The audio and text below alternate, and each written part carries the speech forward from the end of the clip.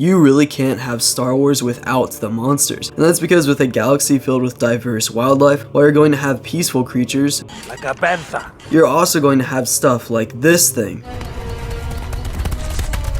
So today, I'll go over all the Wampas, Acklays, and Gundarks, oh my, for the Halloween season, but really, I want to focus on the more unique ones you've never really seen before, like the Nos monster of Utapau, or even the Dosham, which just so happens to look like the terror dogs from Starting with the weirdest ones is the Geonosian Hydra, which was a massive man-eating insectoid creature which not only had 3 heads, but also lived in the few seas of Geonosis. That's right, Geonosis has oceans, apparently, and also it was sometimes the main event of a gladiator fight on the planet. Next, for my picks that are either in legends or just unnoticeable in the movies, we have this guy called the Nos monster from the underwater lakes and rivers of Utapau, which literally has no screen time whatsoever in Revenge of the Sith, even though it randomly has multiple live-action pictures of it.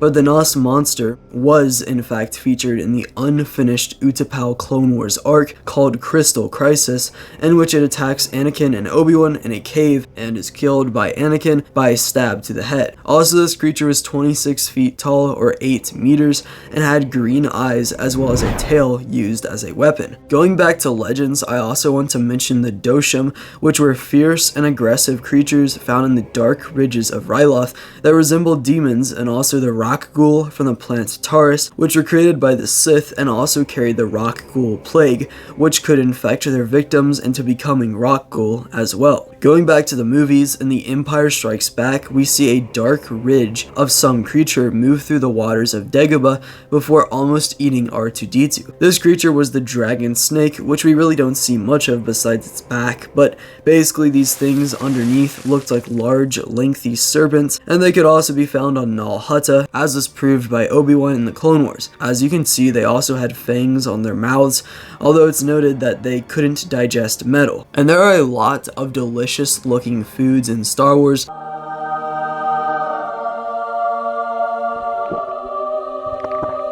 But I must be honest, raw droid ain't it. I mean, I guess I don't know until I try it, but, you know, that's just where I stand for now. And moving on to some creatures from the prequel trilogy, first we have, of course, to go over the bigger and biggest fish of the Phantom Menace, which is pretty much all to mention for this episode, but hey, that's well enough if you ask me.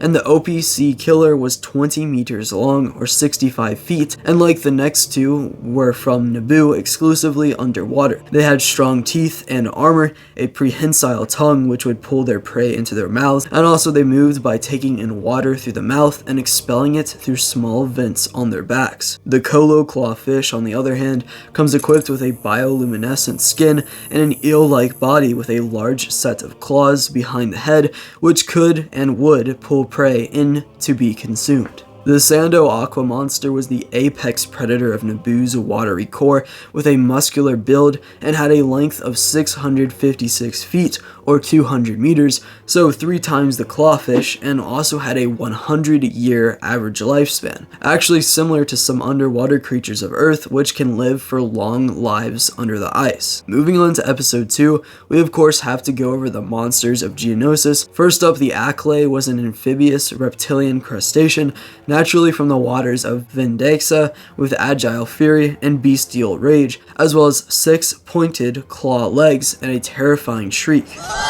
The Nexu is one that I think is really cool, probably because it's just a giant cat, and I also really like the joke of it drinking the milk from that one random Lego Star Wars book. And please don't tell me I was the only one that read these books, bro. These are classics, like, not even gonna lie. But going more into the Nexu, it was a feline predator that could track down its prey with the 4 red eyes, which had infrared vision, allowing them to track down the body heat of prey. Also, they had the attribute of a mane of sharp quills, which also probably protected them. Also from these 3 creatures is the Reek, which almost looks like a space rhino, and was territorial despite being mainly a herbivore, except when it was starved, turning this into a ravenous carnivore that just so happens to also have a single central horn on their head and also 2 on their cheekbones. They often use their strong hind legs to charge at people, like we see one do against Anakin in the movie. While the prequels do seem to shove all of the important monsters into about 2 scenes, which I just covered, there are still a few others I'll mention briefly. First, the Mastiffs were reptilian dogs not only used by the Republic ARF troopers as trackers on Coruscant, but also the Tusken Raiders, and we can see them briefly in the scene where Anakin massacres the Sand People to save his mother.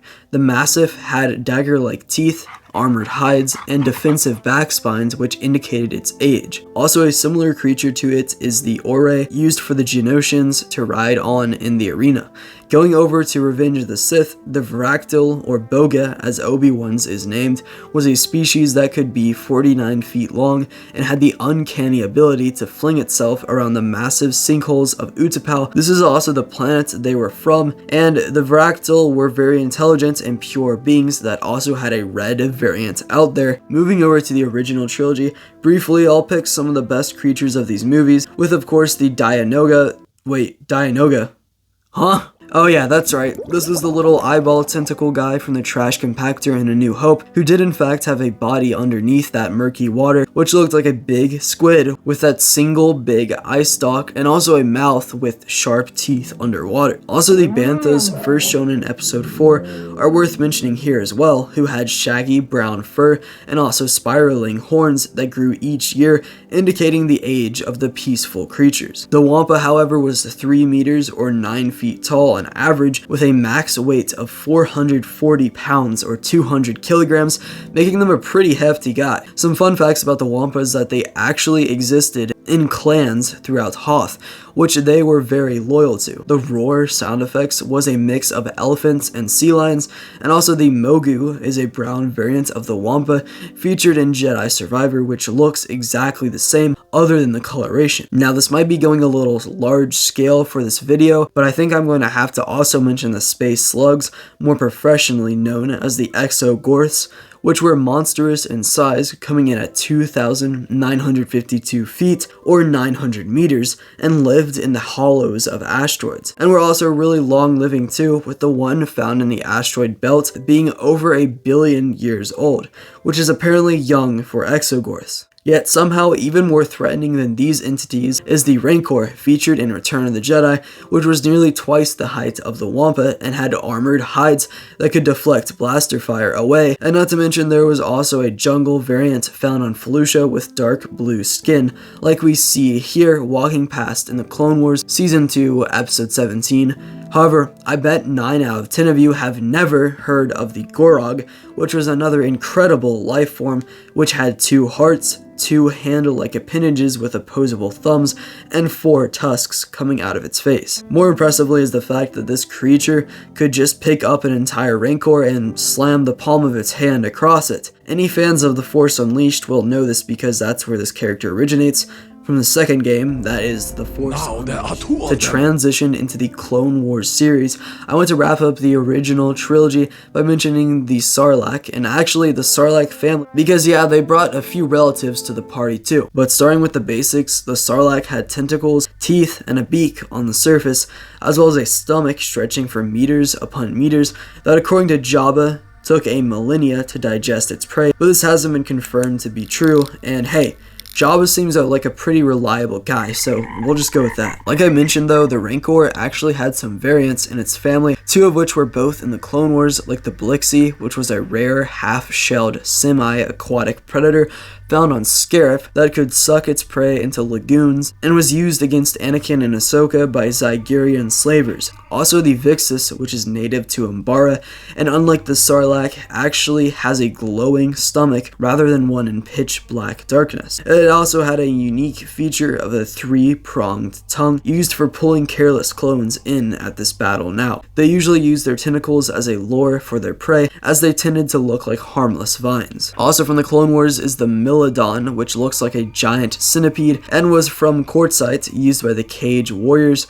as mounts against some bounty hunters, including Asajj Ventress, in order to rescue Pluma Sadi. The Milodons were actually really fast, despite their large sizes, being able to keep up with a fast-moving train, and they had sharp mandibles with pincers, which I imagine aren't used for anything pleasant, especially when considering the fact that they are carnivores. Since unfortunately I don't have enough space in this video to cover every monster in all of Star Wars, I'll just briefly go over 2 more I found interesting. First off is the Sand Ape from the Book of Boba Fett, which doesn't really have an official name yet, but I thought it was a pretty cool, unique design with the gorilla inspiration and also 6 arms as well, which is pretty cool. Also from the sequels, I thought I'd briefly mention the Rathtars, which are those spinny ball things from The Force Awakens that, as it turned out, were actually also a part of the Rancor family as well.